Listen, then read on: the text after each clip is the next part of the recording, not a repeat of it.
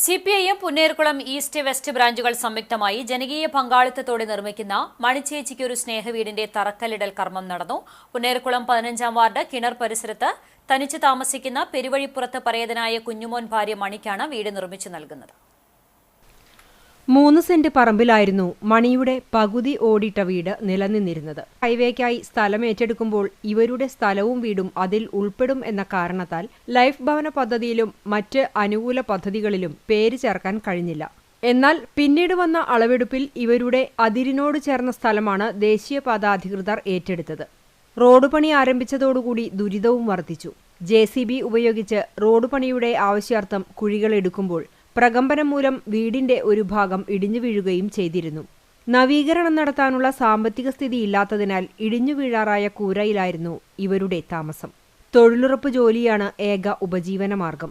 ഇവരുടെ ദയനീയ അവസ്ഥ മനസ്സിലാക്കിയാണ് CPIM ഈസ്റ്റ് വെസ്റ്റ് ബ്രാഞ്ച് കമ്മിറ്റികളുടെ നേതൃത്വത്തിൽ ജനകീയ പങ്കാളിത്തത്തോടുകൂടി സ്നേഹഭവനം നിർമ്മിക്കാൻ തീരുമാനിച്ചത്. TK നൌഷാദ് ചെയർമാനായും ജിഷാദ് കൺവീനറായും ആലത്തയിൽ മൂസ ട്രഷററായും MC ബഷീർ, കമാൽ എന്നിവർ രക്ഷാധികാരികളുമായി കമ്മിറ്റി രൂപീകരിക്കുകയും ചെയ്തിട്ടുണ്ട്. മുൻ MLAയും CPIM ജില്ലാ സെക്രട്ടറിയുമായ KV അബ്ദുൽ ഖാദർ വീടിന്റെ തറക്കല്ലിടൽ കർമ്മം നിർവഹിച്ചു.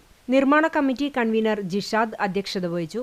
പുന്നീർകുളം പഞ്ചായത്ത് പ്രസിഡന്റ് ജാസ്മിൻ ഷഹീർ, ജില്ലാ പഞ്ചായത്ത് ആരോഗ്യ വിദ്യാഭ്യാസ standing committee chairman Raheem Veettipparambil, ward മെമ്പർമാരായ ആലത്തയിൽ മൂസ, ഹാജറ കമറുദ്ദീൻ, മുൻ പഞ്ചായത്ത് പ്രസിഡന്റ് AD ധനീബ്, കോൺഗ്രസ് നേതാവ് Moosa Alathayil, V Appu master, V Thajudheen തുടങ്ങി പ്രദേശത്തെ വിവിധ സാമൂഹിക പ്രവർത്തകരും പങ്കെടുത്തു.